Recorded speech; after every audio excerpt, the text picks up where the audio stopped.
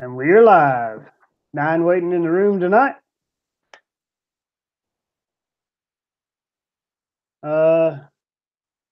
Actually supposed to start at 8 o'clock. Here we go. All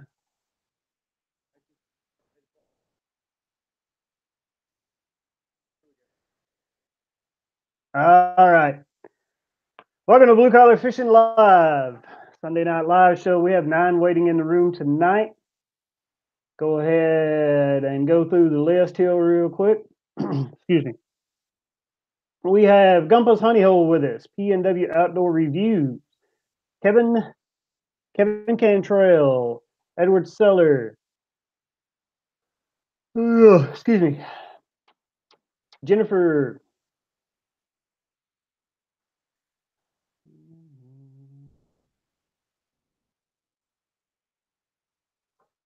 Raising Selena and Emily, Kristen V, and Bass Tamer TV already with us tonight. All right, folks, good evening and welcome to Blue Collar Fishing Live. Tonight we have a special guest, FLW tournament angler and marshal Tim Zdrazil. I know everybody's excited to get to our professional angler and ask him questions, but before we do that, let's get the chores done. If you're new here tonight, please be sure and hit that red subscribe button. There should be multiple options for you to hit it. We are trying to grow. We have that 1K goal that everybody's coveting right now, and we're pretty close to. Go ahead and smash the thumbs up for us. That really helps us. It helps us get the helps us with the algorithm in YouTube and helps us get these shows out there for everybody to enjoy. Please, no self-promotion in the comment box. Please do not use the word subscriber, sub, I got you, sub for sub or anything of that. If you do this, you do realize that YouTube is really cracking down with their new guidelines that will roll out tomorrow. Check each other out, get to know each other, ask questions, all the above. Please don't do anything that will get my channel and your channel in trouble. All right. Now that we've got the chores done, Tim, can you introduce yourself? You betcha. Most of you, a lot of you, already know me, know a little bit about me. My name is Tim Zdrazil. That's how you pronounce that ridiculous name. And I just skip the first Z and give it a long A, and your life will be a lot easier. I've been all over the place. I was born and raised in Louisiana. Ended up in Florida, finished college in Florida at the University of North Florida, go fighting ospreys. That's in Jacksonville. And pretty much except for a 3-year stint in Iowa, which taught me once and for all, I need to live in the South and live as close to water as possible. I have been in Florida for a very long time now. I have a beautiful wife. I have 5 children. We are a Brady Bunch conglomeration. Most of them are mostly grown now. And that's been an exciting challenge. But my wife and I have done the best we can to give them a good start in life. And it's actually been very exciting for the most part.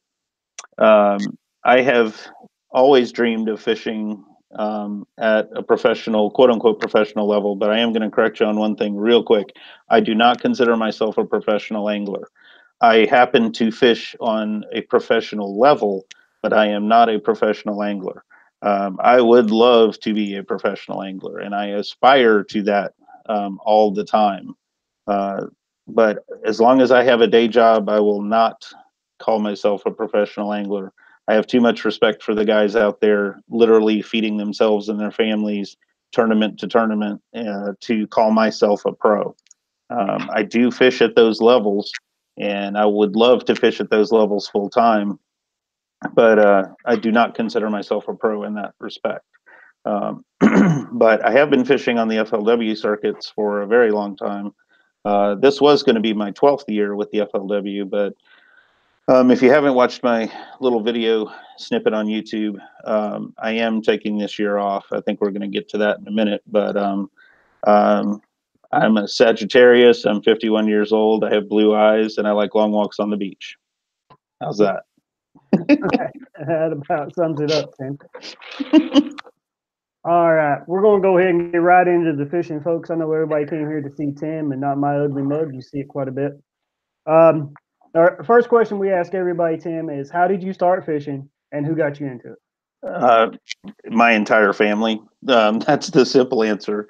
My earliest memories of fishing, in fact, my very first bass I ever caught, I was 4 years old on a little farm pond. My parents did work for a farmer while my dad was in college still at LSU, and he let us fish on his farm ponds, his cattle farm. So I caught I think it was 4 pound, 11 ounce bass on a little closed spinning reel, closed face, the same little Zebco rod that every kid had at some point or another.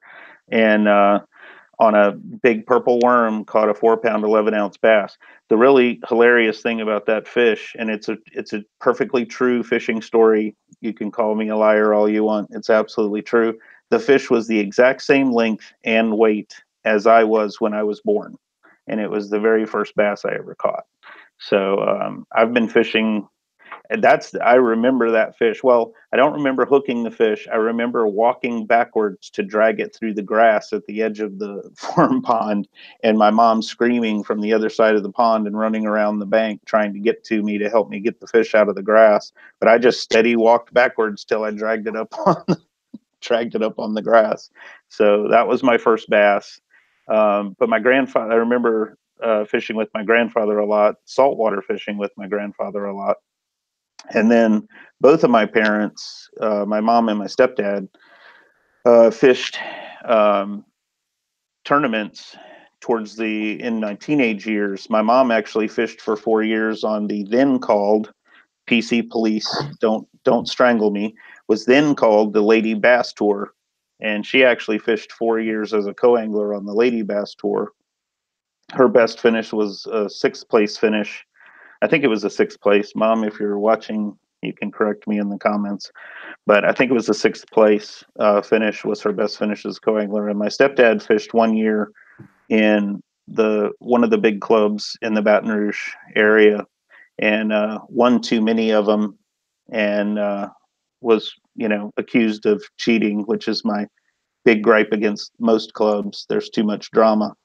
But I've been fishing as far back as I can remember, and my whole family does. I mean, everybody in our family fishes. In fact, one of my cousins is a commercial guide, saltwater guide. He's a commercial shrimper, and he's also done. He's also and I think I'm saying this right, tugboat captain. He has his license, and he sent me some really cool pictures of giant barge loads that they were pushing and stuff like that. So it's just in our blood. It's been in our family my whole life. So Well, when you kick Scott Martin out of that house of yours, maybe I'll come down there and stay, and you you can take know, me out.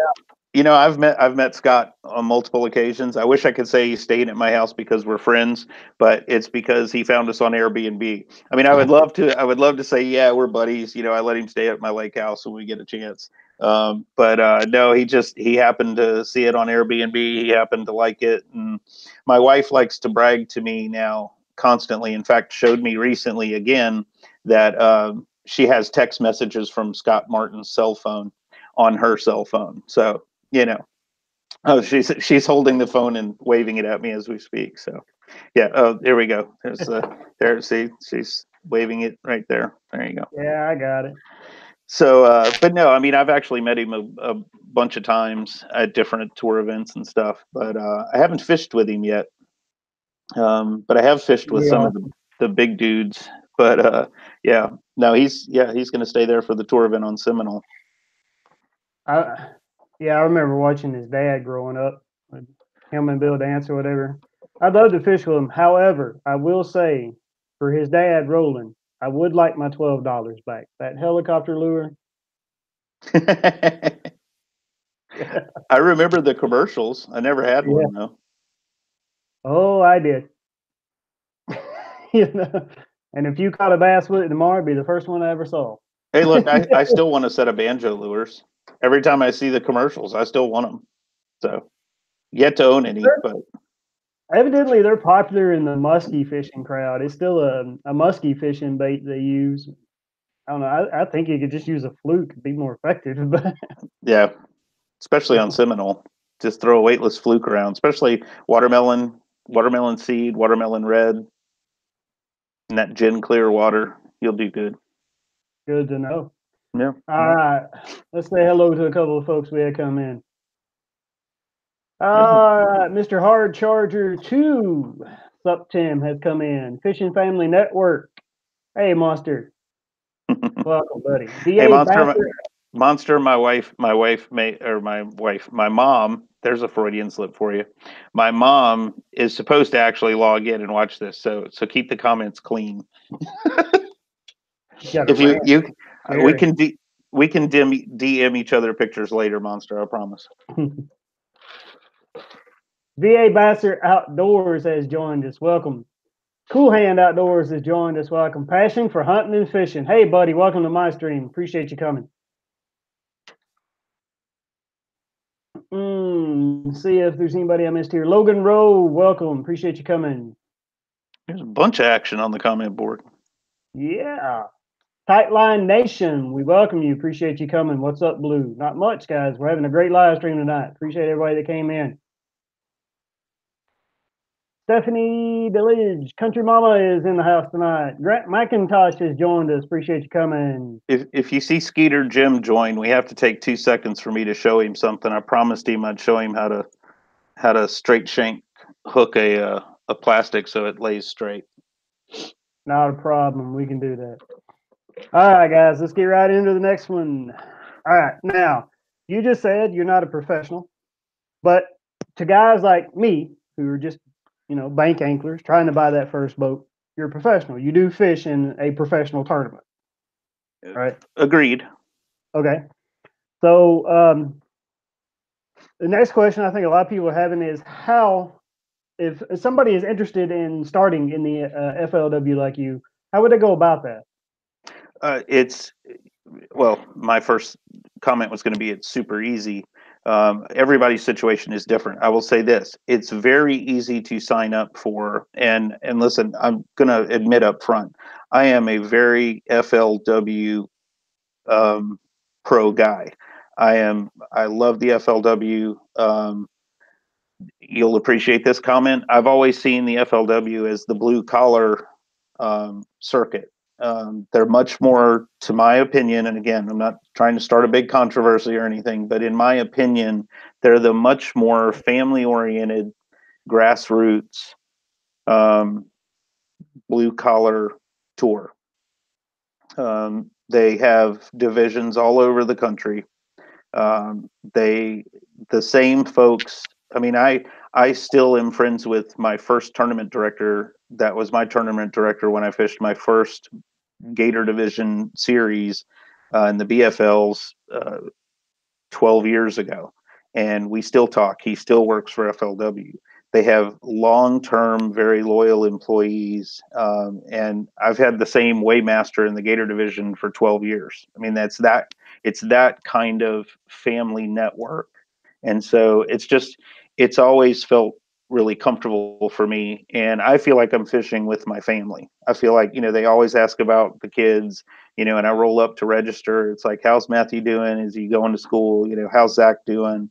And that it just feels different. So, but the BFLs, if you have rods, tackle, and I think, well, it's a little more expensive now. I think it's a little over 200 or it's 175, 150 or $175. Sign up as a co-angler. I did it for 6 years. For 6 years, I just showed up with my rods and my baits, and I got paired up with a boater. And I had the back of the boat. He had the front of the boat. You don't compete against each other. You help each other out all day, and you learn a ton. So I spent 6 years as a co-angler going, okay, what is this all about? Can I really figure all this out? And, what is all the etiquette? What are all the different things? Plus, I'd never seen any of these lakes. I mean, I grew up in Louisiana and I lived in Florida for a long time, but I hadn't done a lot of fishing in Florida yet. at least not past the local areas. So it's a super easy way to do it. BASS used to have a weekend series. It was run by the ABA. The ABA has a fantastic series, the American Bass Anglers. It basically they just kept going where BASS left off their weekend series. So now on the BASS side, you have to go all the way to the next rung, which is the Bass Opens. On the FLW side, that's the Costas. So there's a BFL level, a Costa level, and then the tour level, and it's a natural progression. And so the easiest thing I would say is, go to the FLW website, look at the BFL schedule, find a lake tournament, the division that's close to you, look at all the lakes that they're fishing and pick one and sign up as a co-angler. You'll learn everything that you need to know about it. And all the commitment is a couple $100 and your rods and tackle and some gas money to your boater. Please, please, please give gas money to your boater. Um, it's a courtesy thing that FLW recommends. It's not required, but some of those guys will tell you real quick that it's required, and they'll not appreciate the fact that you're not helping out with gas. So, but it's super easy. And even I had one old guy fish with me as a co-angler, and he said, frankly, I'm probably not even going to fish a whole lot today. He said, I just want to be out on the water. And he said, I just want to help you out. I'll net your fish and do whatever. And I may cast around a little bit, but I'm just out to enjoy the day and have some fun. It's a very low pressure situation as a co-angler. You don't have to know the spots. You don't need to know where to run, and you can immediately get a feel for the entire process. And the entire process is exactly the same at every level. It's the exact same. It doesn't matter if you're at the tour level or the BFL level. The process, the entire tournament process is the same. So it's a really cool way to learn it with very little investment. Now the elite tour level has eliminated the co-angler, but the And lower so level still use the co-angler. as FLW. FLW, this is the first year that FLW has marshals like BASS instead of the what am I trying to say? Instead of co-anglers. So the FLW is doing the exact same thing now. That's why they have marshals. That's why I'm doing the marshal deal for a couple of tournaments this year, which is also really cool. And it's a super cheap investment. That's $100. You get an $80 jersey. We got a couple of hats. We got a free meal, and I got to ride around with a pro for 3 days. And based on when I signed up for the Seminole tournament next month, I'm probably going to actually be on Sunday as well for the top 10. I'll probably marshal all 4 days. So it's pretty cool. But the co-anglers are still at the BFL. They're still co-anglers at the coastal level. And even the Bass Opens still have co-anglers as well. And the ABA is a co-angler boater situation as well. Pardon me. Yeah, you actually answered one of my next questions. Oh, sorry. That's all right, about being a marshal. Is that can anybody? But there's a little left there on the table. Can anybody be a marshal? Is it just you pay the $100 and? Yes, I think there might be an age requirement. Like I'm not sure if you can do it if you're under 16. I think you have to be at least 16 years old. And even at 16, you have to have a parent that'll sign the liability form. I mean, obviously you're going to be going 70, 75 miles an hour with a bunch of pros. You got to sign some liability releases to do that. So I think you have to be at least 16 years old, but yes, you can. Anybody can sign up for it. In fact, except for the cup, the Forest Wood Cup itself, it's full and they have a waiting list for it. They have yet to fill the entire Marshall field at the first two events, and I don't think any of the other than the Cup are filled yet. So again, go to the FLW website, look at the tour schedule. It's a simple application process, and it's $100. And the way I considered it, I mean, they basically paid me to come do it because I got to ride with 3 pros on Toho. Learned a lot, by the way, watching these guys work. And I got an $80 jersey. I got a free meal, a couple of hats, and more education in a couple of days than you could possibly imagine. So it's super simple. Yeah, and there's really no requirement. I mean, you don't have to know anything about it.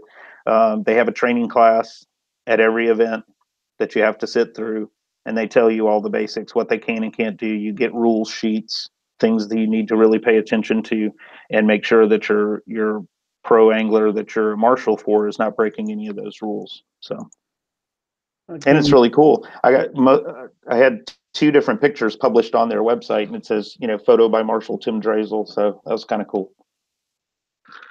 Can you say who you marshaled for on Seminole? Are you Yeah. allowed to say that? Well, not Seminole, but on Toho. The first day, man, I suck at names. I probably should have said no. He just won the Sam Rayburn event. Somebody help me out. I'm horrible at names. I know who you're talking about, but Terry Bolton. yeah. Oh, Yeah. that cost me Only some because brain I cells. saw Terry Bolton. I saw Scott Martin's video. Yeah, I was okay. So this was really cool. Terry Bolton on day one, Jeremy Lawyer on day two, and eventual winner. Oh, see, and I forgot his name already. I can see his face clear as day. The guy that won the Toho tournament, I was his marshal on day three.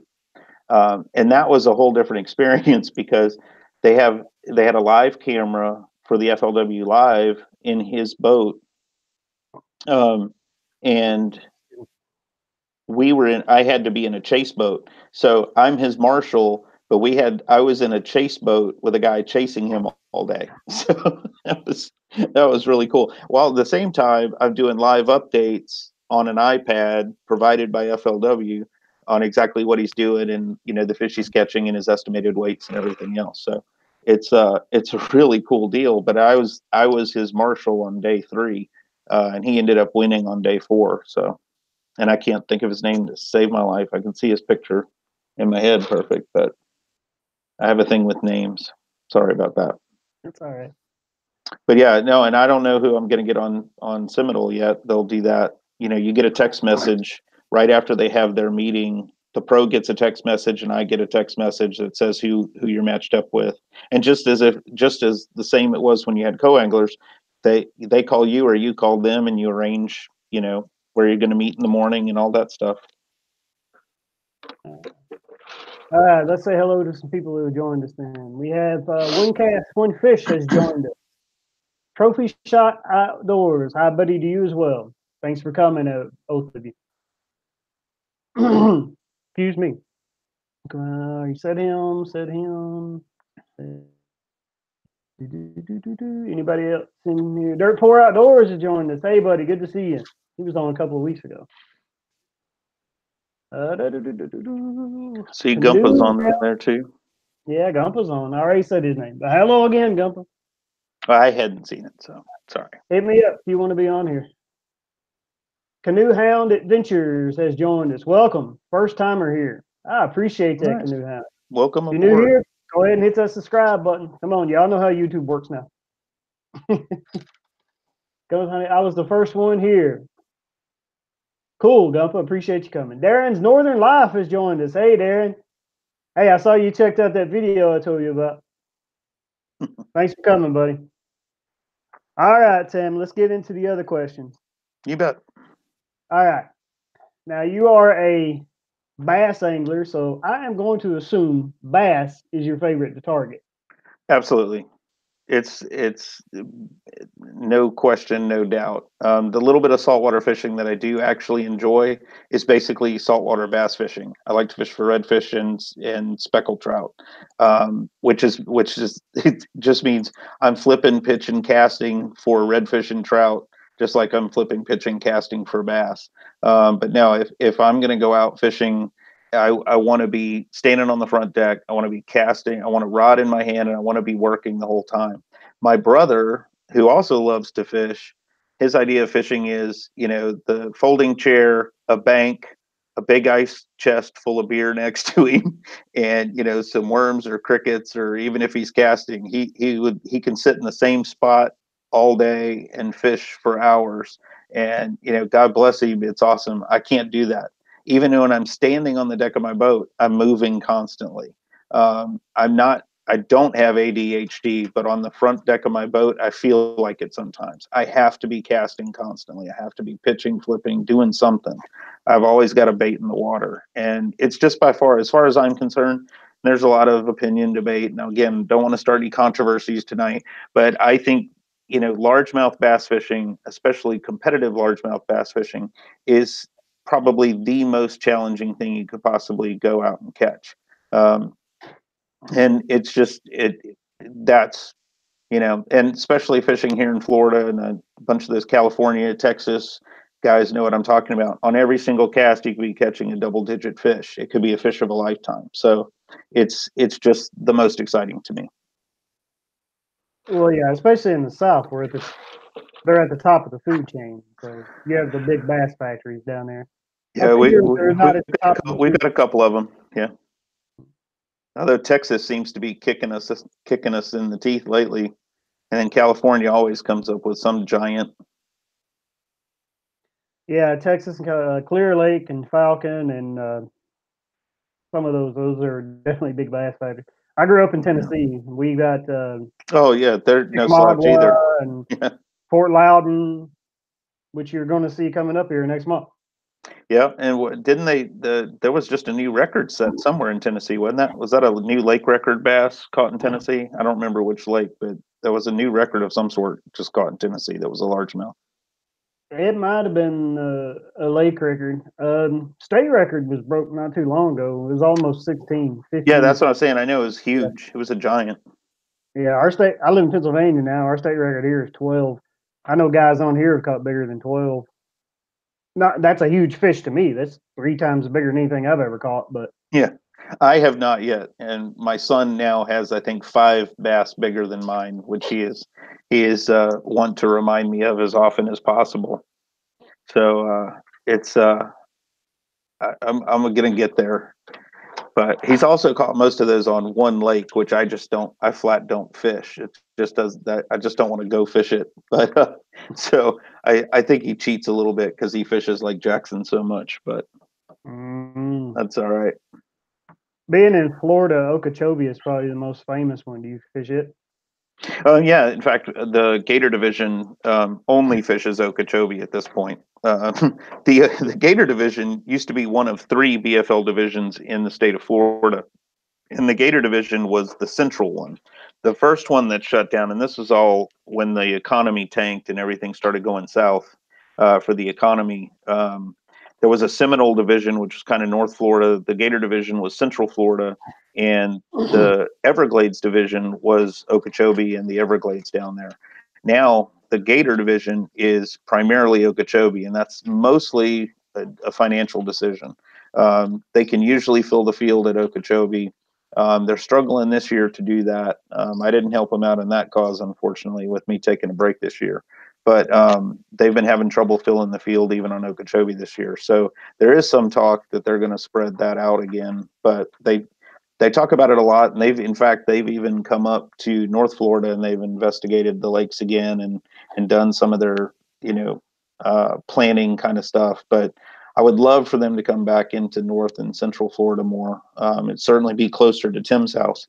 Um, but yeah, I've fished Okeechobee a ton because that's where the Gator division is. And when just again to talk a little bit about the BFLs, when I decided to do this in 2008, I had a choice of deep impoundments in Georgia, deep impoundments in Alabama, or natural grass lakes in Florida. All were about the same distance away from Tim's house, but that was my choice, and I went, well, you know what? Go with the natural grass lakes because at least you grew up fishing natural grass stuff in Louisiana. You're going to at least be comfortable with that to a certain degree.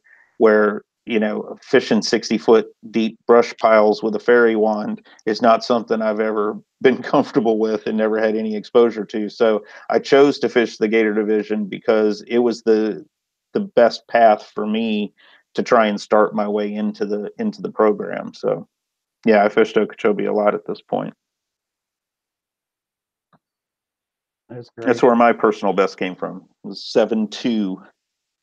Matthews is now an 8:15. I think it's an 8:10 or an 8:15 is now his personal best. Yeah, mine's 4.6. Well, hush the both of Yeah. you. Yeah, And I like grew up in a big bass factory, and it's yeah. 4.6 in a farm pond. But it is what it is. I've got a 4.6 bass and a 20-pound catfish. Yep. Both of those get bigger in Tennessee. Not for me.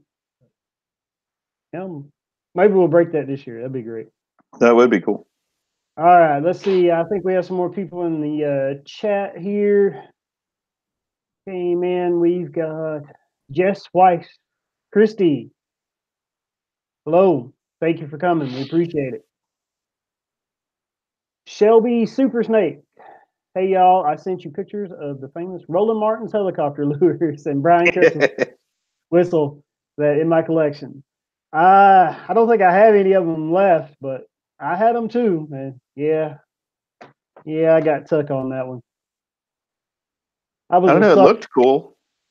It sure did, but can't think of anything that moves in the water like that. Yeah, yeah. Okay, but do you know anything in the water that looks like a Cinco? No, I don't. And how many fish have been caught on that stupid thing? That was based on a Bic pen. When Yeah, Gary Yamamoto created that, it was a Bic pen. Come on. It doesn't look yeah. like anything. Although, you know what? I'll tell you something. And again, I can't prove this as fact of any way, shape, or form.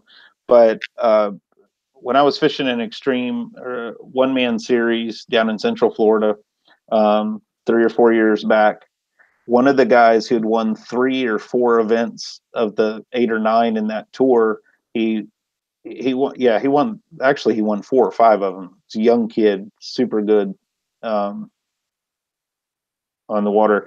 He said that there's needlefish in every natural Florida lake, and he said it's a perfect imitation of a needlefish, and he thinks that's why, especially in Florida, that especially if you pull them off a lily pad or you pull them through a little bit of grass and let it fall in a hole, he said that's it's all about needlefish. Now I can't prove that. I know no science of any kind about that, but he sure was certain about it. So I'll just pass along that tidbit. Maybe it has something to do with it.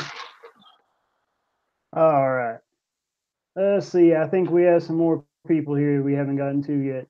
Fish Sticks TV has joined us. Welcome. Thanks for coming. Mike Burnside joined us. I'm late, Hey, but here Mike. nonetheless. Come when you can, man.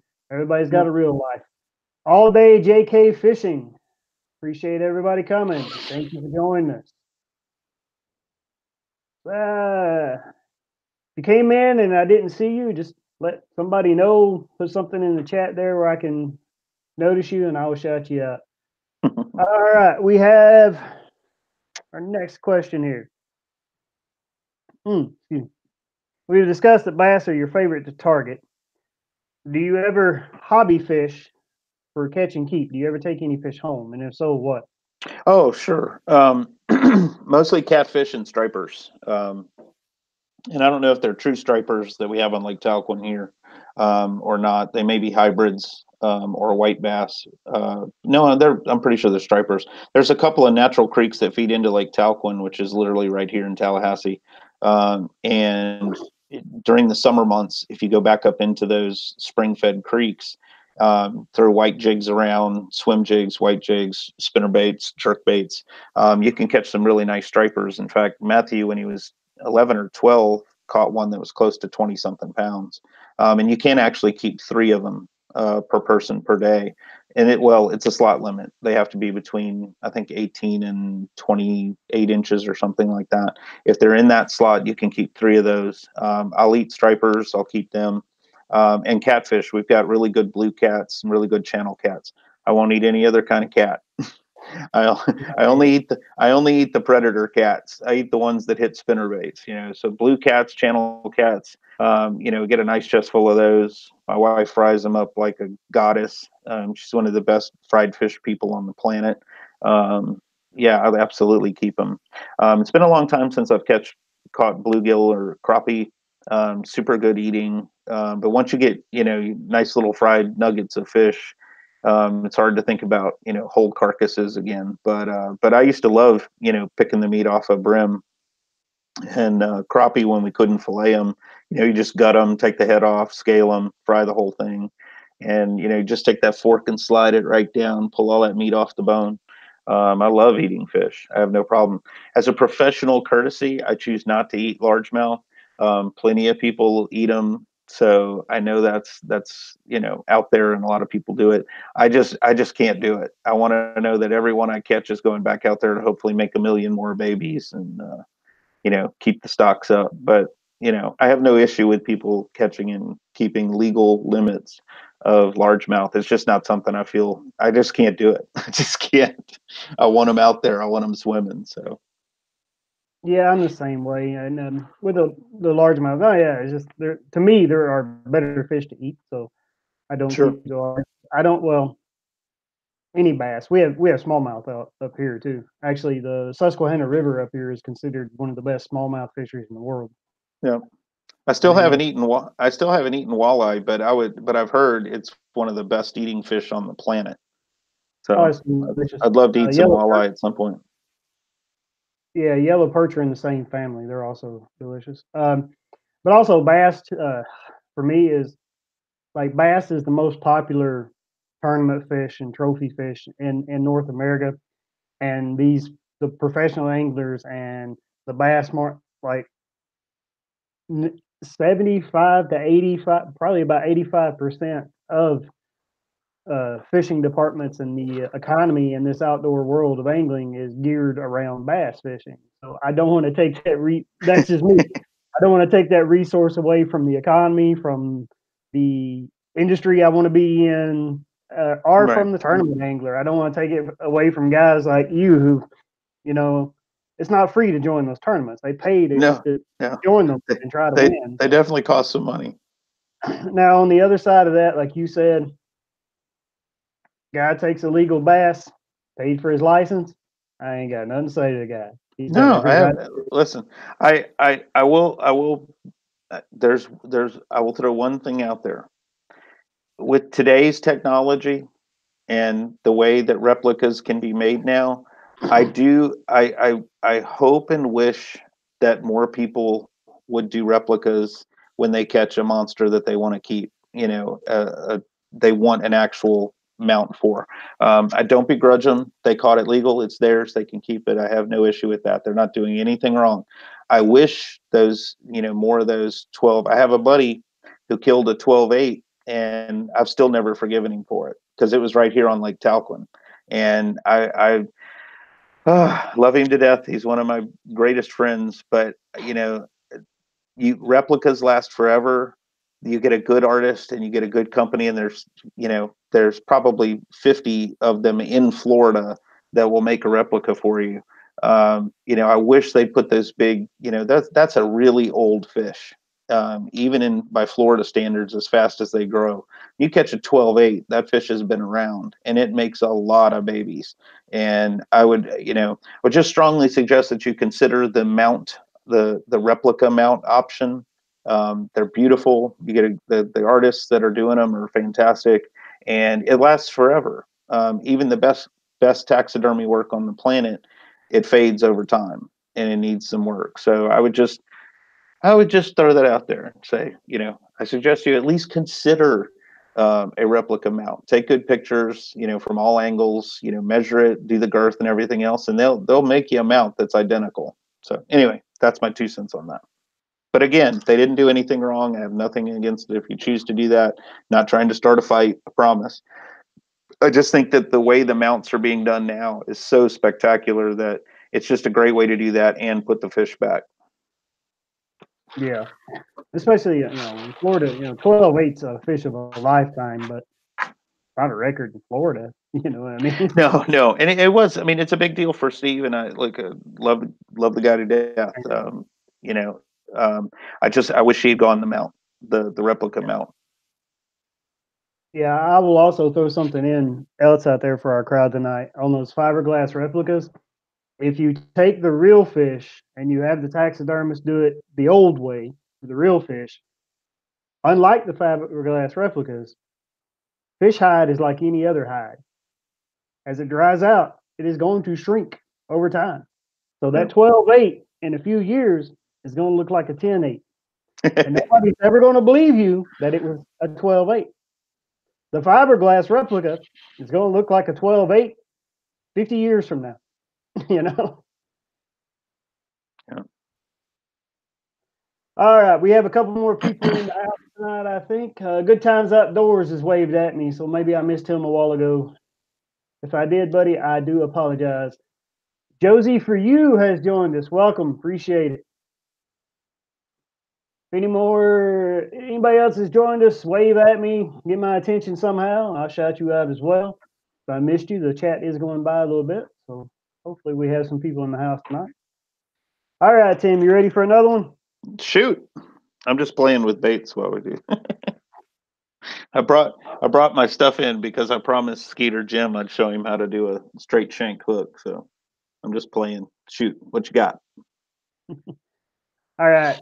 I'm sure everybody is here for the FLW stuff. So, what is the next tournament that you will be marshaling in? And do you know who you'll be marshaling for? Don't know who yet because they'll do those random pairings at the actual meeting. It's all done by computer. But it's the Seminole tournament. It's coming up in just a couple weeks. It's not far away now. It's on Lake Seminole. That's why Scott's staying at the house. But don't know who I'll be with yet. But I'm hoping to get as lucky as I did in the first 3 days at Toho because I pulled some real giants. And all three of the guys, obviously, my third day guy won the tournament. But my day one and day two guy both made the 30 cut as well. So I mean, I got to fish with guys that were in it and we're going to cut a check. So that was really cool. So yeah, I'm doing the Seminole one. There's a couple more that calendar wise I can do, but I haven't completely committed to doing those yet. So it may just be the Toho event or the Toho and the Seminole event by the end of the day. And I really wanted to do the Cup, but like I said, there's already a waiting list for the Cup, so I doubt I'm going to sign up for that one. That would be cool. Yeah. And if I had been more aggressive about it, I could have signed up. Because I'm an FLW guy, we got to sign up before it was open to the public. So I kind of blew it because I could have signed up for the classic, or not the classic, the Forcewood Cup before anybody else did. But I blew it. I didn't look at the calendar and work it out ahead of time. So All right, a couple more people have gotten my attention here. Amazing top list. Welcome. Thanks for coming. Jason, such a name I'll never pronounce. Shuki. We'll go with that. If I'm wrong, I apologize. like, I'm never going to say anything about anybody's name when you got Z's and D's smashed together in your name. I've got no room to deal with anybody. I will say this though, and I don't know that Lizard King is on here, but Lizard King and I became soulmates when I told him this. My last name spelled backwards is Lizards. You can look in the screen right now and see it. It's Lizardz. So, if you've got lizards in your name, you become instant soulmates with the Lizard King. So Yeah, there you go. Yeah, me and Lizard have been buddies for a minute now. He was one of the first associations I made when I started doing this social media thing. Yeah, he's So a good dude. He is. Good dude. We got a bunch of good everybody in the fishing family. It's fun to be a part of this group. Yeah, it's a good place to network, guys.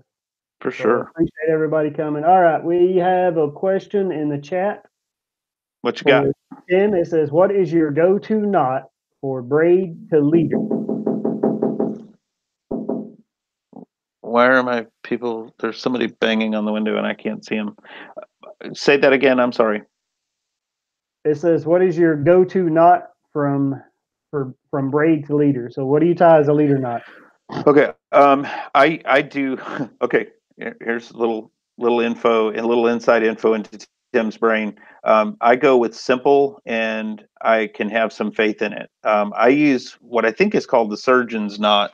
And actually, I think I can show you. Well, I'm not going to mess with it, but I think it's called the surgeon's knot. So, but basically, you lay the two lines together and then you push them together where it creates a loop.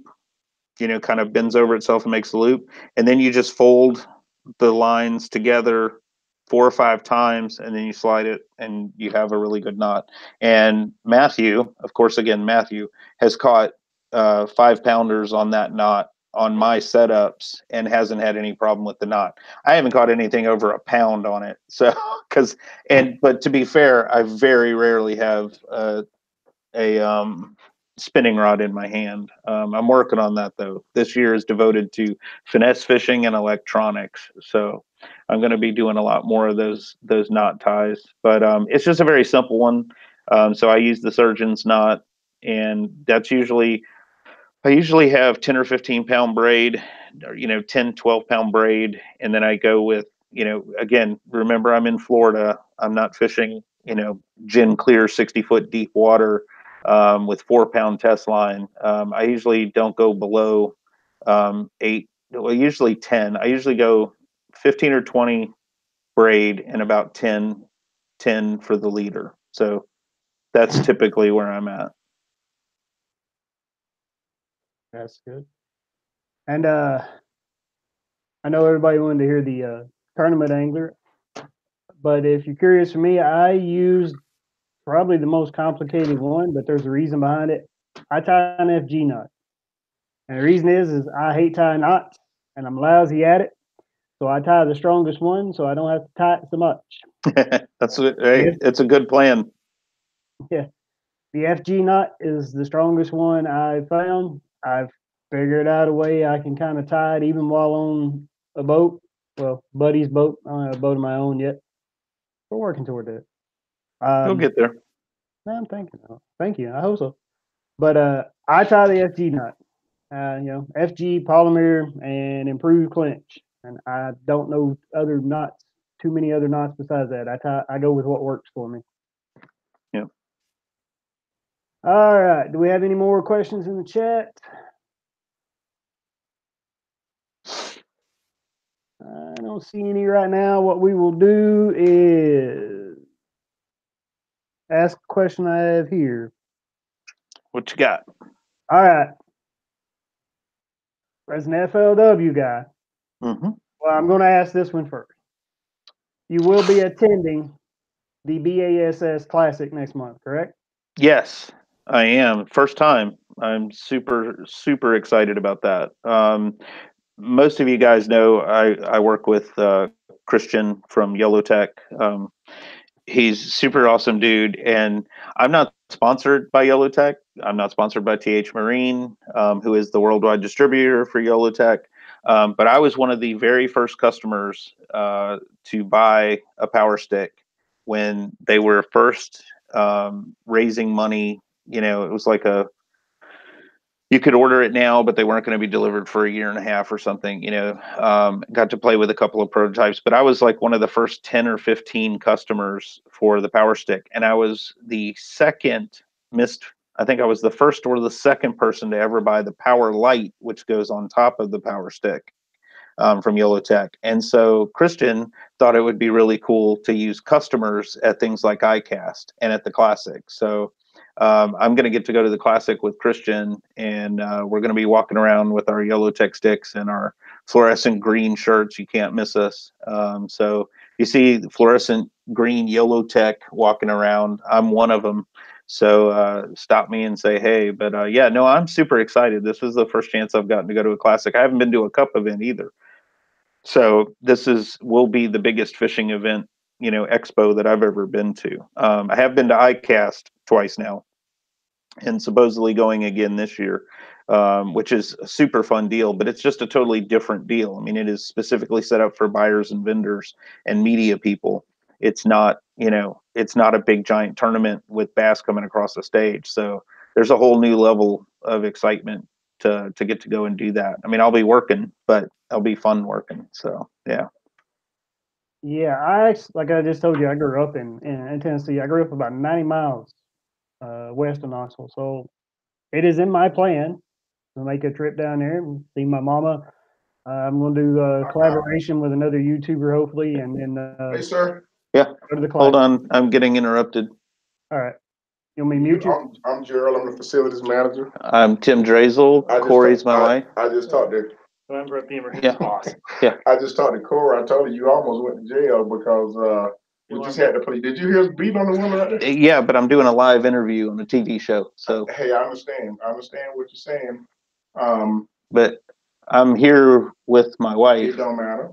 Turn off the alarm. I talked to your wife. How did I set off the alarm? Your wife did too loud. Oh, okay. I just talked to Corey. Everything's good. Okay. When we pulled up, we only saw you. We don't know you. Yeah. So because you're in this office, I called Corey and she Okay. verified who you were. Okay. Okay. So everything's good. Have a good night. Yeah. Okay. So I almost just went to jail. Apparently. There you go.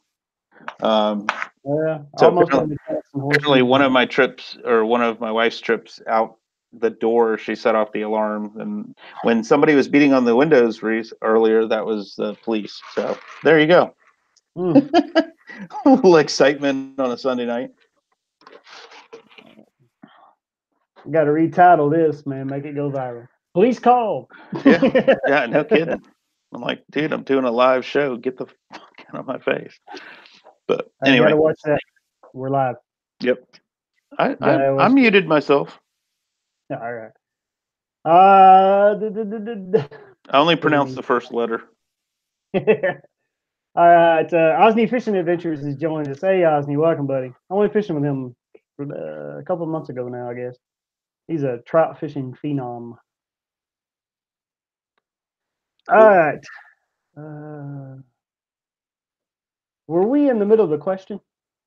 I think we were, but you got two big dudes walking in. They got my attention. Yeah, I would say so. With me, yours going to the club.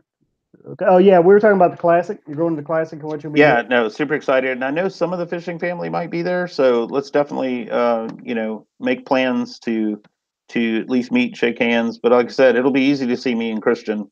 We're going to be walking around with YOLOtech sticks and GoPros on top of them, and we'll be wearing our fluorescent green YOLOtech gear. So it's real easy to spot us. But make sure you stop me, say hey, and we'll introduce you to Christian and give you my 10-second spiel on the YOLOtech Power Stick. Cool, I will. Okay. If possible. I have every intention of going, but if you ever want to make God laugh, all right. We have Outdoors and Fishing with Kaylin V. Hey, nice channel. Appreciate it. Thanks for coming. If you're new here, go ahead and press that subscribe button for us. We do weekly content, weekly live shows, and we have a lot of fishing videos and blogs you might enjoy. Also, for the new people who joined us in the chat, I haven't seen anybody violate the rules. Just to give you another little warning, please no self-promotion. YouTube is really, really hitting us for doing that. You come into the chat, you leave the chat, you go, you come back. They don't count your subscription, and they punish the person you go into. So it punishes my channel, punishes your channel, and it punishes whoever you go. If you would like to check each other out, I strongly encourage that. Go open their channel in another window and leave a comment and watch a video. That's why we make them. All right. All right. We'll get right back to our guest here tonight. We were talking about the classic. We were meeting there, right? All right, Tim. We're going to switch from fishing a little bit now, and we're going to talk about family. But in your case, you have I don't want to say issue. It's not an issue. Oh, it's an issue.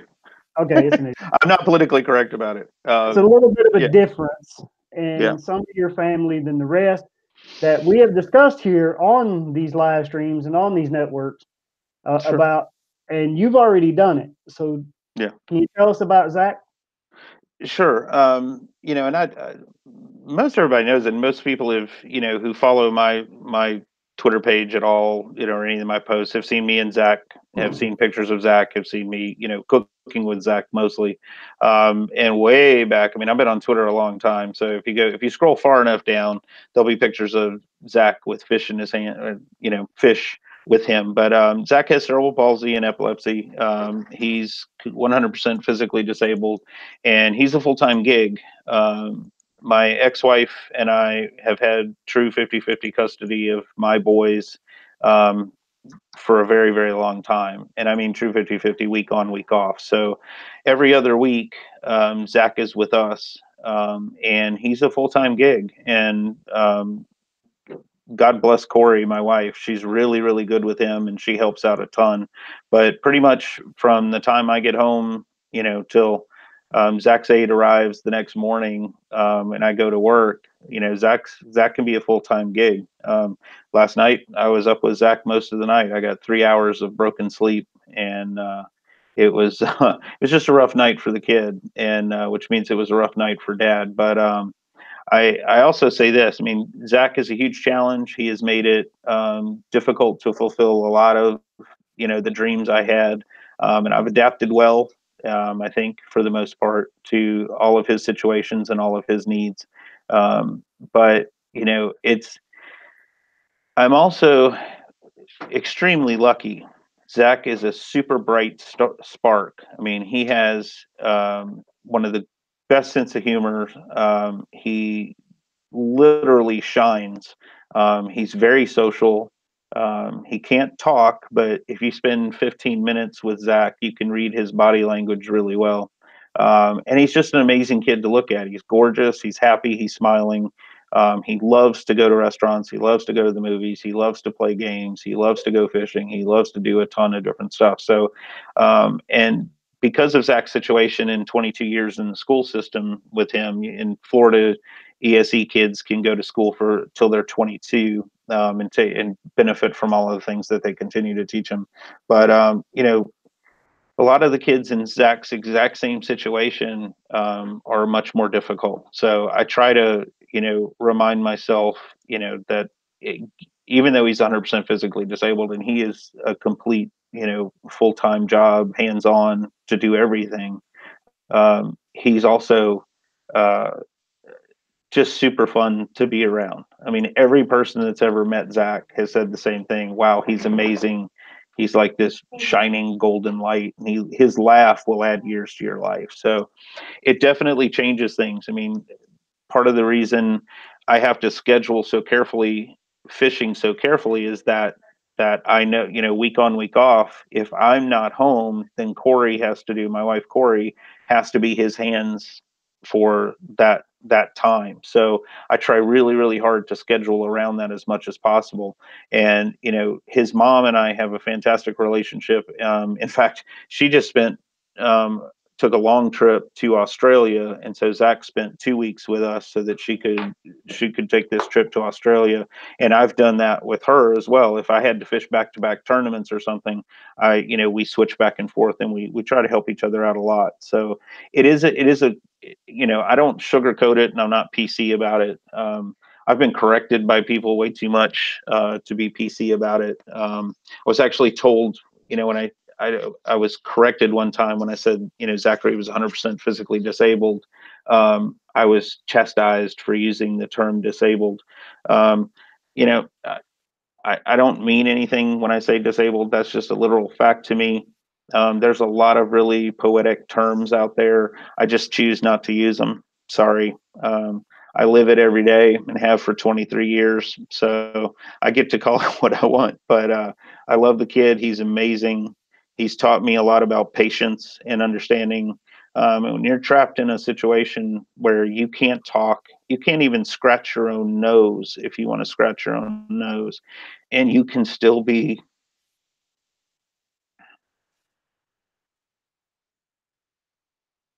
as bright a light as he is and laugh as well as he does, it teaches you a lot and it makes you understand what's important. So I am truly blessed to be able to fish at all, frankly, and have Zachary's situation in my life. But, he's a gorgeous kid. Scroll far enough, you'll see pictures. I owe him, we're going to do some bread again here soon. So you'll be seeing Zachary and I baking some more bread here real soon. So you'll get to see pictures of him again. So Yeah, after the live stream tonight, guys, if you want to come back and watch any of this, or you want to check in on Tim, I will leave the links to all his social media that I know about in the description box below for this video, and I will leave this video up so anybody can watch it and go check him out. Also on that, to mention myself and anybody in the chat, myself and my wife volunteered a couple of weeks ago for the Night to Shine program run by the Tim Tebow Foundation. And if anybody in here has the opportunity to do it next year, I strongly suggest you do. It is a life-changing experience, humbling. You really appreciate you did it. And I think I realized there that not only is it something for the kids, but it's something for the parents. It's a night their kid gets to do a normal activity and maybe without them. And that's, I think that's a win-win for everyone. So if you haven't done that and you'd like to, be sure you check that out next year. It's the same time every year, worldwide, run by the Tim Tebow Foundation. I think it's February. I hate to tell you the wrong date, but you can Google it. I'm sure it'll pop up. Tim Tebow's famous. All right, just a little bit. Well, in Florida, I'm thinking Tim Tebow's pretty famous. Very much so. Absolutely. And I mean, I'm an LSU fan, so that's as far as I'm going to go on the whole Tebow thing. His jump pass that put a dagger in my heart a while back, I'll never forgive him for. But I do love what he's done, and I do love the kind of person he is. I wish he hadn't been a quarterback for the Gators. That's all I'm going to say, because I could have used that win that year. Just saying. Well, I'll never forget that jump pass. It just haunts me. But anyway. I grew up in Tennessee, and Peyton Manning could never beat Florida. Yes. I used to hate him. Now, I will say this, though. If I don't have any daughters, but if I had a daughter and she brought home Tim Tebow, I'd be cool with it. So that tells you something. Listen, by all accounts, he's a super solid dude. And he's a real super solid dude. It's not a persona. It's not by all accounts, again, I don't know the man, but he sure seems to be the genuine article and the kind of guy you certainly could be proud of. Yeah. All right. We have a question in the chat from Shelby Super Snake. Question for Tim. Yes, sir. Do you load your boat for each tournament individually, or do you carry almost anything you would need with you all the time? My Ranger is grossly overloaded. Okay, so over the years, I've worked hard at getting lighter and lighter. I try to do a much better job. I mean, at one point, I think I was up to 26 rods, 27 rods in the boat. It just starts to get a little ridiculous. So I try to be really efficient about it. So the way I have kind of a stock setup in the boat, and then I bring everything else with me. So I feel like I don't have to have everything in the boat, especially for 2 or 3 practice days. I can run to the truck and grab what I need. But in the back of my truck, under the tonneau cover, there's every conceivable thing in a box you could possibly imagine. So I take the warehouse with me. I just try not to put the warehouse on the boat, if that answers that.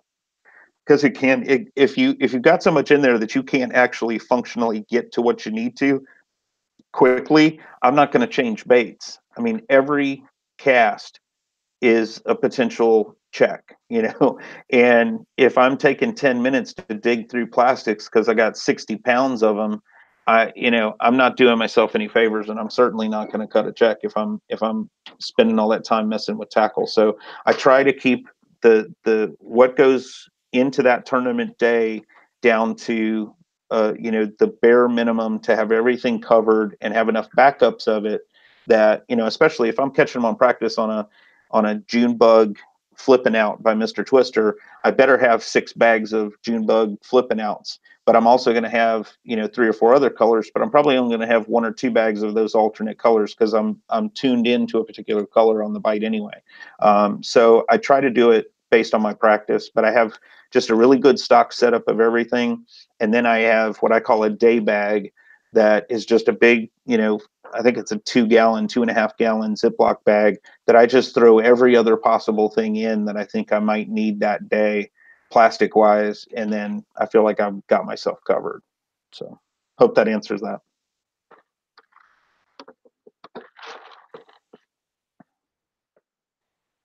All right.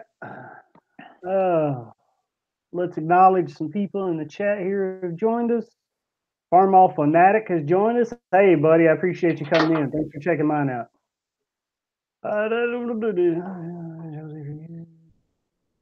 Josie Few said, God bless you, Tim. All you other guys and gals, too. Got to jump off. Good night, everyone. Good night, Josie. If I missed you and you're already left, I'm sorry, but I'll say good night now.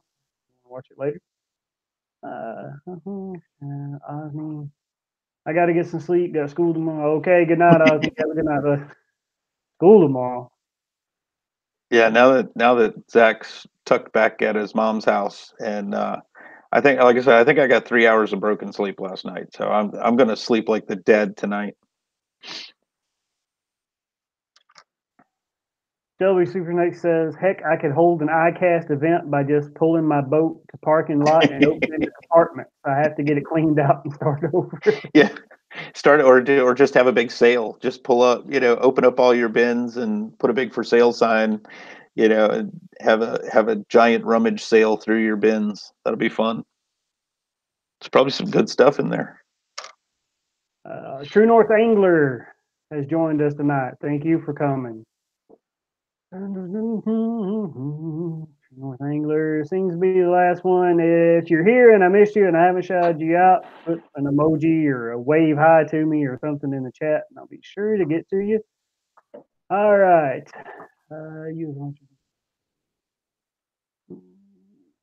Fishing Family Network taking notes.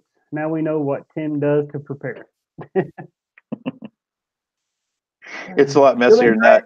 It bothers my wife because the hectic, the way I pack drives her insane. She's one of those perfectly ordered, systematic, can look at the 10 boxes, know exactly how they fit in to the space.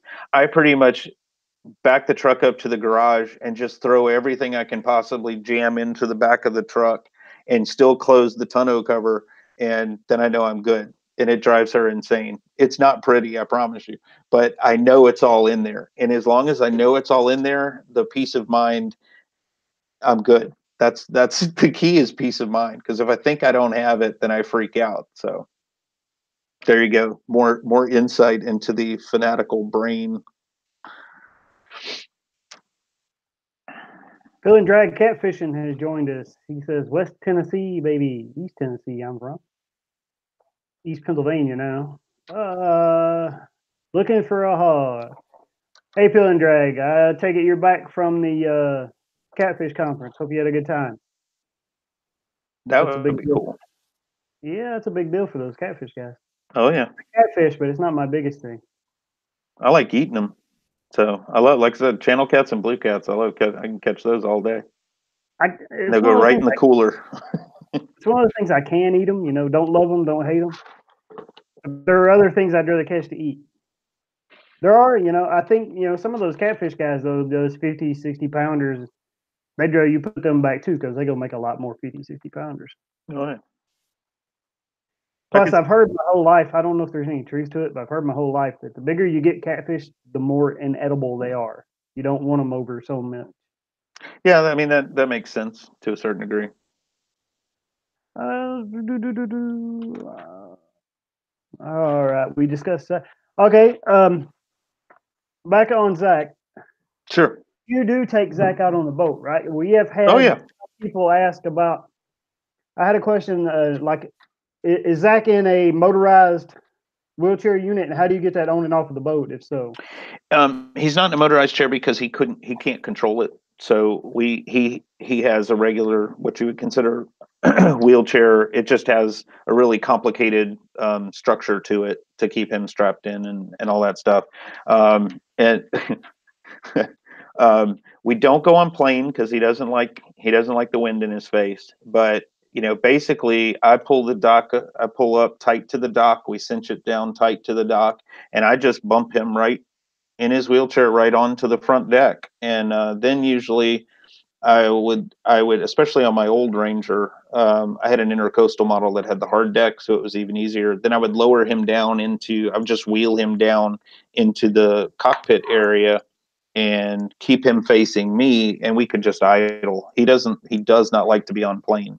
So we would just idle, to one of the little bays close by and then fish with all three of the boys. We used to do that all the time. We had a lot of trips where we take Zach out. He's only good for about 2 or 3 hours on the water before he really starts to say, okay, I've had enough. It's fun. Now, on a dock, on a family vacation with his granny from Louisiana, it's a whole different story. He'll spend hours out there with granny catching brim under a dock. So that's a whole different story. But he likes to be on the boat, and he has not been on the new Nitro yet, but we'll get him on the new Nitro soon. So yeah, he definitely does. And let me go ahead and do this again. Some of this might be just TMI, but I do take several precautions with him.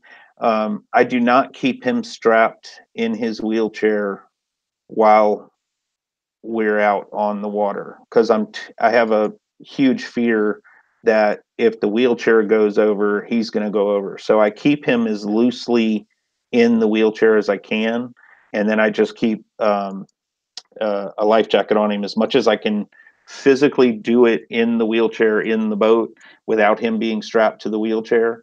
I do that because I'm just terrified if it wouldn't take. Yeah, I don't even want to think about it. But if the wheelchair goes over, I don't want him attached to it. Let's just leave it at that. So I take a few extra precautions with him. But yeah, we'll Yeah, get him on the new Nitro soon. yeah, I understand that. Mike Burnside does an awesome show. Appreciate that, buddy. Phil and Drag, y'all have a good one. Thumbs up. Hey, thanks for the thumbs up, bud. Have a good night. Appreciate you coming. All right, Tim. Well, since we just kind of brought it into conversation, you are now with Nitro, correct? You want to talk about them? Yeah, what a again, I've been really, really lucky. For anybody, I don't want to go down the sponsorship road, because things have changed so much recently with social media and the way a lot of companies are doing things. I do have some issues with, but I do want to say that um, the absolute number one key to working with teams, and again, I don't even like calling them sponsors, and even though some of my deals are literal lucrative deals, I prefer to call them teams that I work with, or teams that I support, and they in turn support me. But I've been very, very fortunate to have a lot of companies, reach out to me and work with me. I have yet to. Well, there's one. I did actually on the on the record. I was recommended to Big Bear Rods, and I did actually send an email to Rob at Big Bear Rods, because somebody pushed me to do that. And I do work with Big Bear Rods and love working with Rob at Big Bear Rods. That's the only one I've technically ever asked for. All of the other ones, they've actually approached me, which has been really fun. And the Nitro deal, I was actually recommended to my Tallahassee Bass Pro, which is 20 minutes from my house. An FLW staffer recommended me to that Tallahassee Bass Pro to be their local pro. And I got the call, and I'm like, "Are you serious?" And I'm like, "This would be awesome." I've not yet had the opportunity until now to work with somebody that's actually in my same town. All of the companies I've worked with have been 6, 7, as much as 12, 15, 20 hours away. So and I've already done 3 events at Bass Pro, which is just a huge fun deal for me. And just to kind of put this in perspective, and again, this is sort of generic information, but it might help some of you guys out there, and gals. I say guys generically. Again, PC police, don't come after me.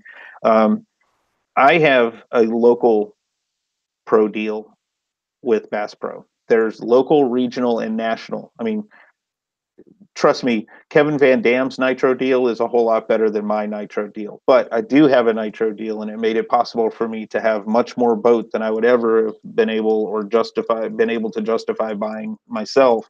But I literally am pro staff for the local Tallahassee Tracker Marine Boating Center. That's a lot. That's complicated, but I'm very, very fortunate to work with those guys, and that's why I'm running that beautiful new Z20 with that four-stroke Mercury 250 on it, which so far has just run like an absolute dream. So super excited to work with them. I loved it. We just did the Kids Expo yesterday, and even Matthew got to help out with that one. Matthew works at this Bass Pro, which is kind of cool. He works in the fishing department. But getting to work with kids. Santa rode in. Santa arrives at all the Bass Pros all over the country. Santa arrived at the Bass Pro back there around Christmas in my boat, which was really cool. So just stuff like that where you can actually work with them locally. And so far, we have a great relationship. They seem to love me so far, and I will work as hard as I possibly can for those guys. And it's super, super cool. So, yeah.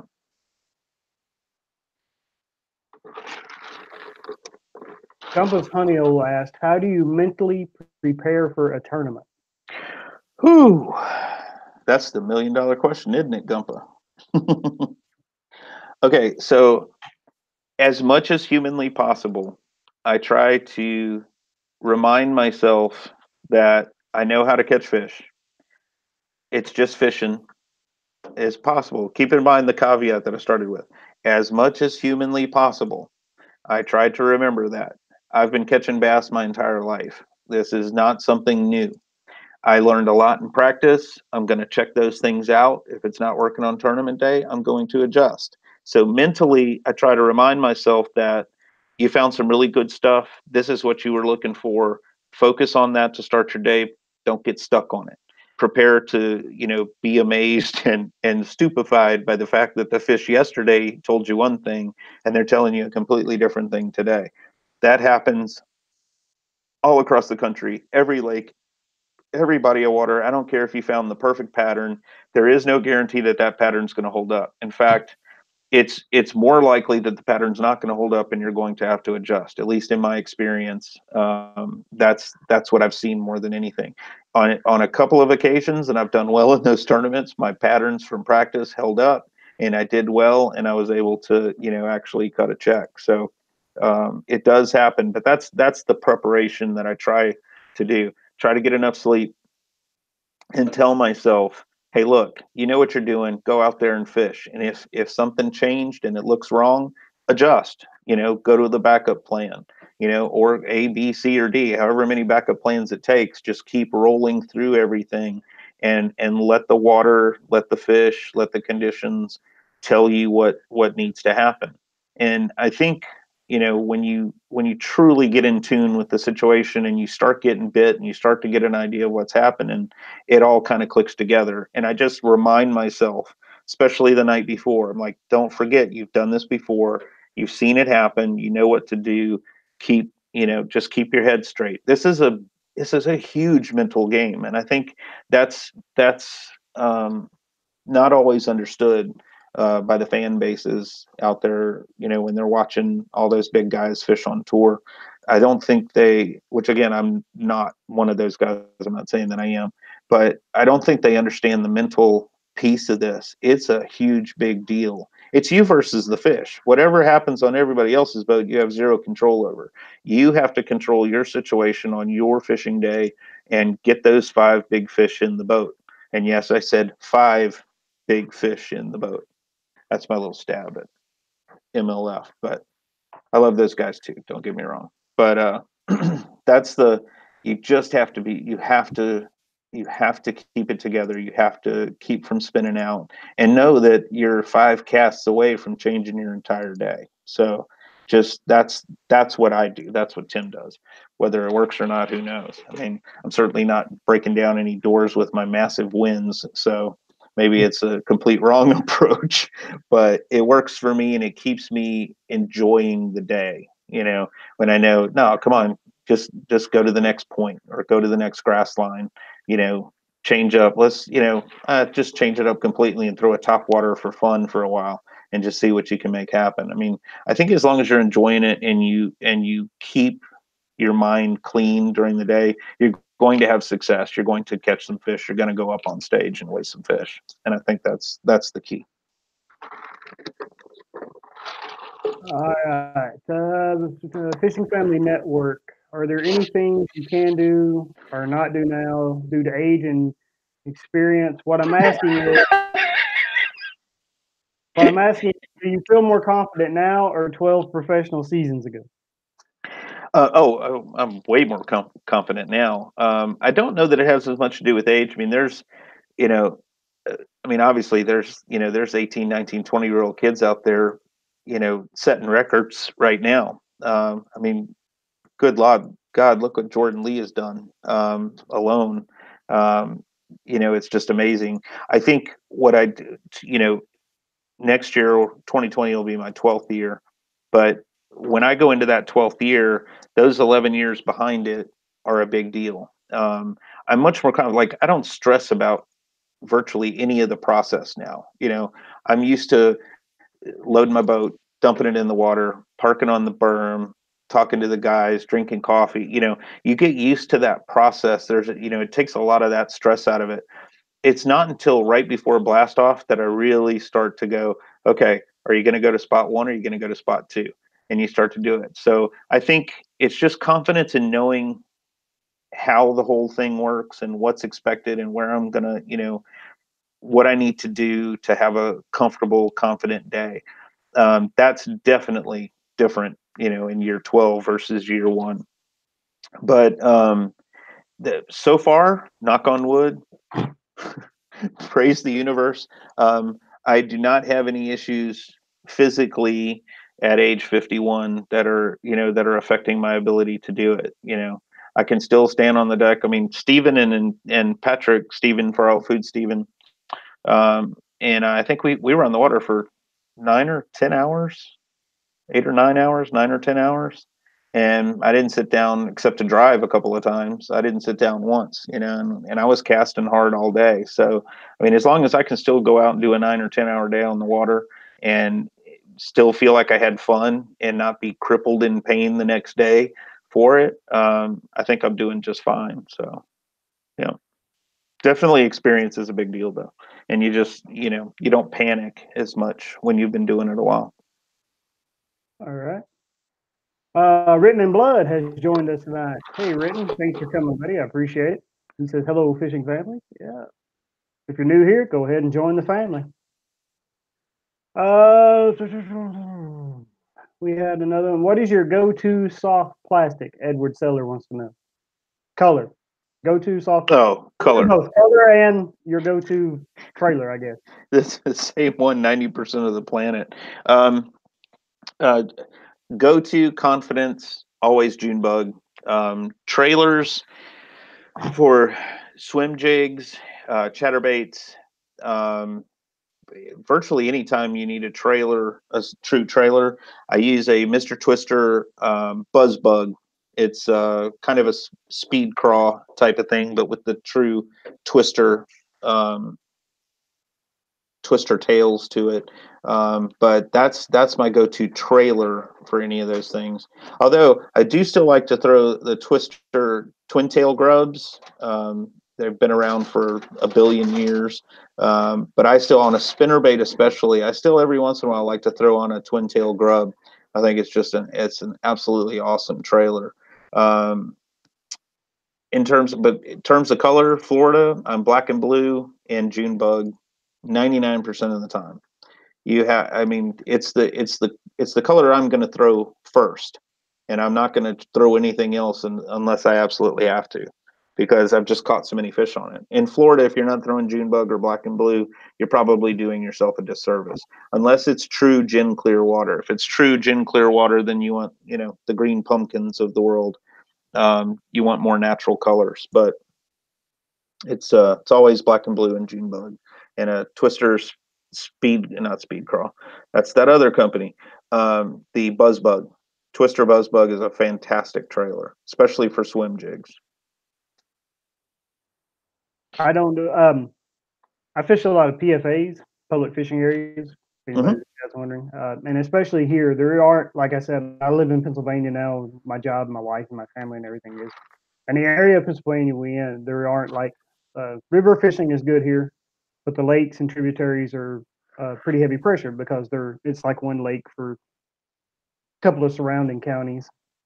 so they're pretty heavily pressured. So not intentionally, I've become more of a finesse fishing expert due to the pressure, and also in the north, you fish those lakes in the spring and the fall, they're as clear as Dasani drinking water. Yeah. Yeah, And we get in a lot of those hydrilla areas, you can see straight to the bottom.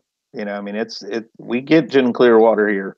It's very specific areas and very specific situations, but there's plenty of places where I have to pick up natural colors, because the water's, I mean, you literally can see straight to the bottom. yeah. So, and like, not that I have the experience of you, but green pumpkin is my go-to. I think that's everybody's go-to, and especially It's, yep. in clear water. Green. If you're going to carry two colors, for my opinion, if you're only going to carry like two plastics, you need a green pumpkin for your clear natural waters and your natural looks, and a black and blue for your dirty and stained water, so it can be seen. Yep. Yep. That's my up And here. I'll I'll tell say, you, having fished as a co-angler with FLW Tour Pros, having been a marshal now for at least one event, that's all they do too. I mean, I'm serious. It's shocking how little variation there is between the guys out there on tour. I mean, they're all throwing about the same stuff, at least primarily, and then they may tweak it or tune it a little bit. But the amount of green pumpkin and June bug and black and blue you see on a big tour guy's boat in Florida is no different than mine. It was kind of cool to see that at least I was throwing the right stuff most of the time. yeah, and we use the Cinco or stick bait. Mm-hmm. Let me go ahead and clarify something here. Okay. Cinco, okay, all Cincos are stick baits, but not all stick baits are Cincos. Okay, Cinco is a name brand. It's owned by Yep. Yamamoto. It's kind of like A Yum Kleenex. Dinger, Yep. yeah, a Yum Dinger is a Yum Dinger. Mr. Biospawn is Twister. whatever. Mr. Mr. Twister makes the Comida. Yep. Yeah, it's like all jacuzzis are hot tubs, but not all hot tubs are jacuzzi. It's a brand name. Yeah. But everybody on the planet calls them all Cinco. You've done something right when every single person on the planet calls them your brand name. And Yep. and to be fair, he created it. Gary Yamamoto came up with the Cinco. Everybody's come up with their version. I happen to like, especially Mr. Twister's Comida, and not because I work with Twister. It's tougher. I've caught 6 fish in a row on the same Comida as and if you've ever thrown an actual Gary Yamamoto Cinco, I love them to death. They're fish catching machines, but they tear. You blink and you're putting a new one on, and that's very, very frustrating. It's also part of why they catch a lot of fish. There's just a heavy salt content in those things, but for the price and for the money, it's like the Comitas are awesome. They're a little bit tougher at the top, and they just last longer, and it's my particular brand of choice. But he deserves it. They deserve to all be called that. I mean, that's that's where they came from. Well, plus his formula, the salt impregnation he has in him, and not only salt makes the fish hang on longer, right? They gives them something to taste, so they hold on to the bait. That's Yep. the point of Yep. salt impregnation. Okay, but besides that, the ratio, it gives it a different sink rate. Oh yeah, and everybody's is slightly different, and Yeah. there's a lot of good, bad, and ugly in all of them. And I think in terms of the bait itself, I think any of the ones you throw are going to catch fish. If you've got the right kind of color and the right kind of water situation. It's how virtually every single kid that I'm responsible for, my 5, have caught their first fish, has always been on a stick bait. In the last 4 or 5 years, it's always been a Comida, but most of them caught their first fish on a weightless stick bait. Yep, it's my go-to worm. Well, there's multiple reasons, and hey, if your kids aren't old enough to do it yet, or you haven't quite got there yet, let me give you a huge tip. The reason you throw this thing, you put this on a kid's rod, is because they can pull it through anything and not get hung, and they can catch the fish without doing much of anything. That hook pops out, They can catch it pretty easy, and all they have to do is reel it in. They don't have to do some monster set, hook set or anything like that. It's just a very simple way for the kids to fish and not get hung up all the time. And it's a fish catcher, especially down here. So it's just a real easy way to get your kids started and get them hooked if you want to get them hooked on bass fishing. I was thrilled that at least one of mine got hooked. So Matthew, that's all he wants to do. So I did a little bit right there in the universe. So Edward Seller. Hey Edward. Are you throwing them by itself or drop shot? If you're asking me, I do both. It depends on where I'm fishing. Drop shot's, finesse. Drop shot is finesse thing, and we have smallmouth up here, so drop shot is a wacky rig drop shot, very effective for smallmouth and pressure water. And Texas rig, because we have some areas of, Pennsylvania is not known for being the swamp that Florida is, but there are actually some pretty swampy places here, especially the further west you go. And we have a local small county lake around here that is overrun with this Japanese water chestnut plant. It's an invasive aquatic vegetation species, and it looks like a golf course in some places across the water. So Texas rig is about the only thing you can really throw in there. But I'm sure you're asking the FLW guy. So are you drop shotting them or by themselves? No, typically weightless, just a Texas rigged, EWG hook, Texposed on the back, so it's just pinched in like that, just by itself. I mean, this happens to have a sinker and a bead on it, but that's for my kids. That's all we put it on there. Put it on a spinning rod, just the hook and the stick bait, and just let it Texpose it like that. And that's pretty sure, except for maybe one of my kids, that was their first fish every time. Do you follow behind when you're frog fishing? Do you use that Cinco to follow behind? Oh yeah, yeah, absolutely. And it doesn't have to be frog. It can be anything, any top water. If I have a fish blow up and miss it, or if I know they didn't touch the hook, I always have a Cinco ready to throw at them. Absolutely. See, I did it. I just called it a Cinco. Yeah, absolutely. Everybody does. I know. No, and listen, he deserves the credit. Oh, yeah. Totally understand that. But absolutely, I always, and listen. And again, we're saturated now with professional tournament fishing, and you can watch these guys actually work. But the number of times I've seen it sitting in the boat with those pros, either as a co-angler or a marshal, is phenomenal. They go right back in there. They throw in. Sometimes they change it up a little bit. Like I saw Jeremy Lawyer when I was with him on day 2. He had a fish swirl on his swim jig and miss it.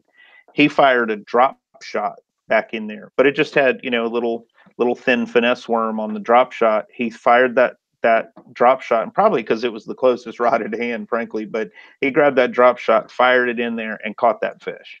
I mean, we assume it's the same fish. It could have been another fish right there, but he had it swirl and miss it. He yanked that swim jig in super fast, fired that drop shot in there, and caught a keeper. So, I mean, that they literally do it. I mean, if you miss it on top or something, always fire something back in there.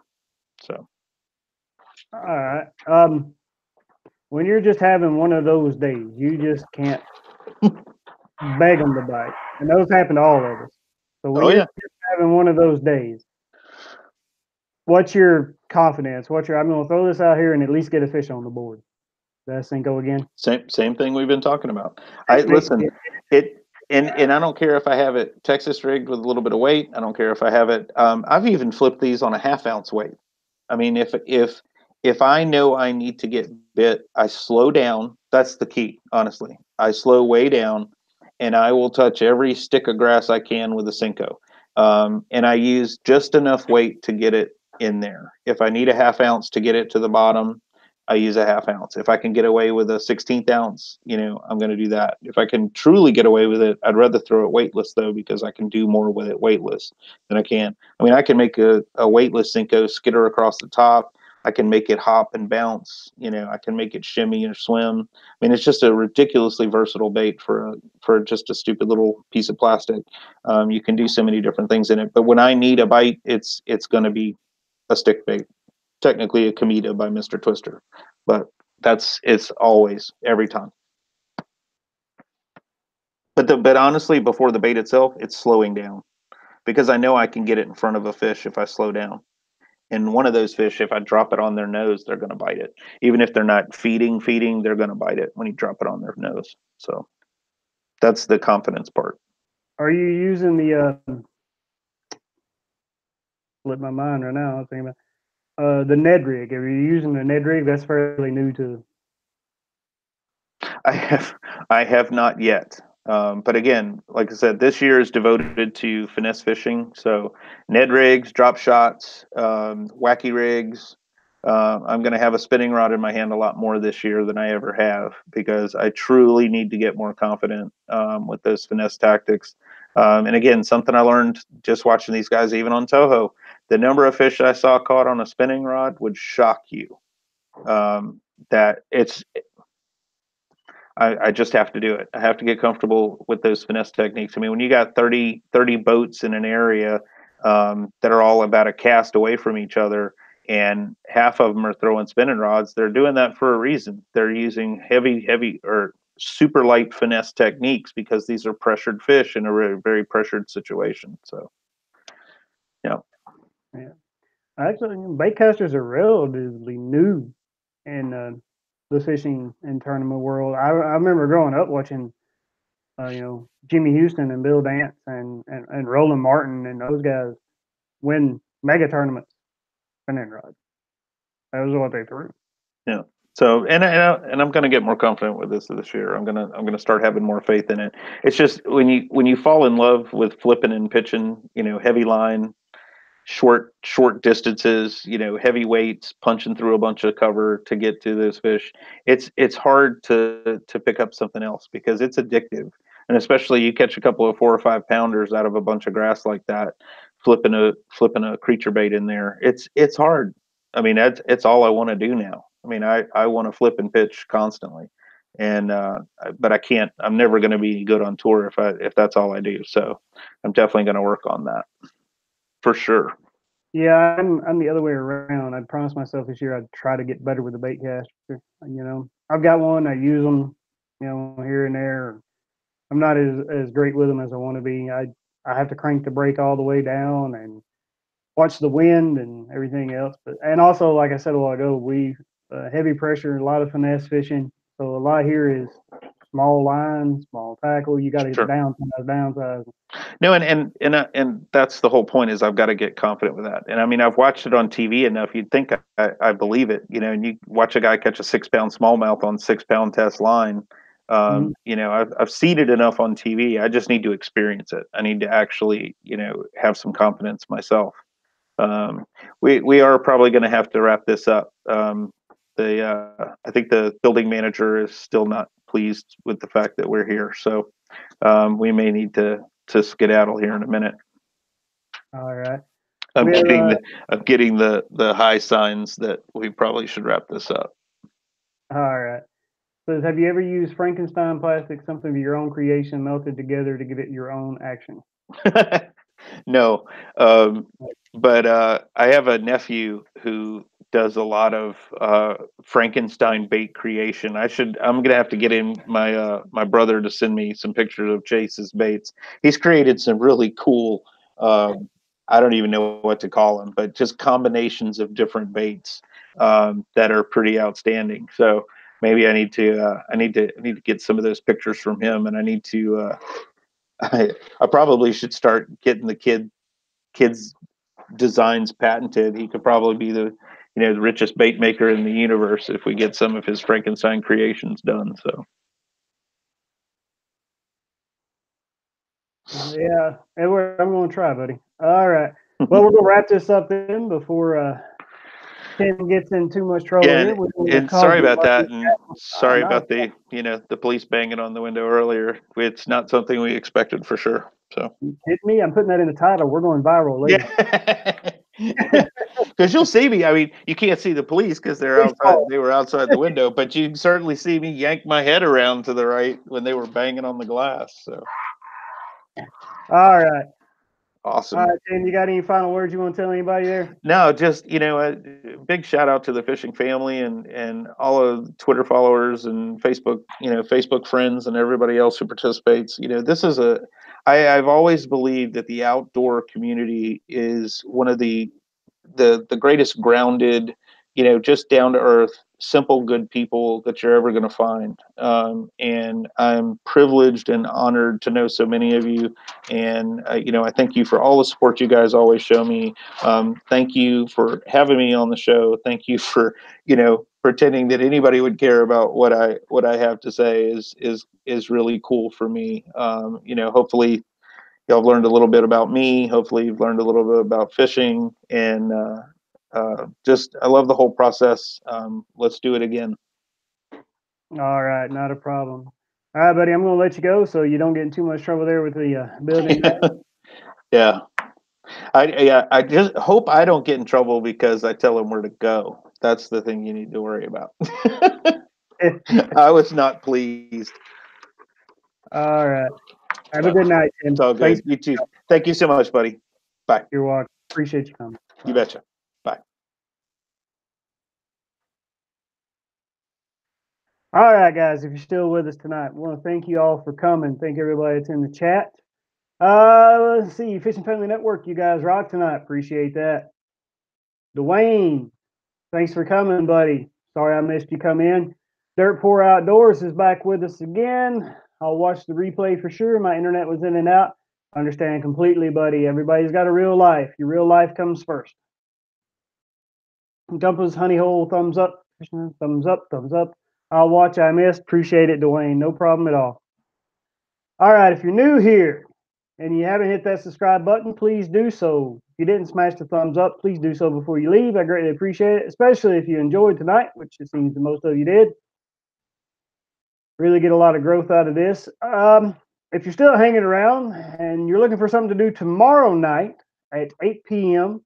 Eastern Standard Time, our buddies Monster Hunter and Lizard King will be live with our buddy Edward Seller tomorrow night on the Fishing Family Network. I'll leave a link in the description box below for this one as well for them for that show tomorrow night. Be sure and go in and join them. I'll try to catch it if I can to be in there. Next week, we are talking to a couple of guests. I haven't nailed anything down yet. We're looking at possibly Osney Fishing Adventures or fishing for the rest of us. If you want to join us next week, we'll try to lock something down. If that changes, I'll be sure to tweet it out to everybody of who our guest will be next week. Hopefully, I'll know by tomorrow, and Monster can announce it for me in his stream. Make sure y'all go over there. Edward Seller, look up at my post, Kelly. Edward Seller. Truly amazing show, great content and knowledge. Cool, thank you, thank you. This was a great show tonight. Thank you. Awesome. Can't wait to watch next week. Thank you. As soon as we lock down the guests, we'll be sure to let you all know. We're talking to two of those people. And also these guys have, Greg has been messaging me today, and we're going to try to lock down all four of them to be on the show within the next couple of weeks. If you would like to be a guest on our show, you can tweet us at twitter.com at bluecollarfishing. It's FISHN, no ING. I couldn't get the ING for some reason. So at Blue Collar Fishing, you can look it up at Twitter and tweet us. You can also send us an email. Our email should be in the description above. I'll put a link to that. Actually, you know what? I'll put a link to the Twitter tonight too. Wolfpack Fish or Trout Hammers. Yeah, they are on a steelhead trip right now. So when they get back, we're looking at doing that. Hunting and Fishing Maniac. Hey, guys. Hey, buddy. Appreciate you joining us. We're wrapping up tonight, but I thank you for coming in. Also, if you found any new friends in here tonight, we encourage that and appreciate it. Just please no self-promotion in the chats. YouTube is really getting us all in trouble for stuff like that right now. They seem to take it personally. Whether I agree with it or not is not up to me. Google owns YouTube. It's their property, and they can do what they want with it. I just have to live here. Blah, blah, blah. We're going to wrap up tonight. Make sure you join my buddies Monster Hunter and the Lizard King tomorrow night on the Fishing Family Network. Lizard, I believe, may be missing tomorrow. Monster, let me know if you need a guest host. Have a good evening, buddy. Trophy Shot Outdoors. Appreciate it. Hunting and Fishing Maniac. Bye. Man, thanks for coming in. We're live every Sunday night at 8 o'clock p.m. Eastern Standard Time, Hunting and Fishing Maniac. Be sure to catch one. You can catch the replay of this. I'll leave it up. And take care, everyone. All right, guys. Well, as always, until next time, tight lines. Thanks for watching. Good night.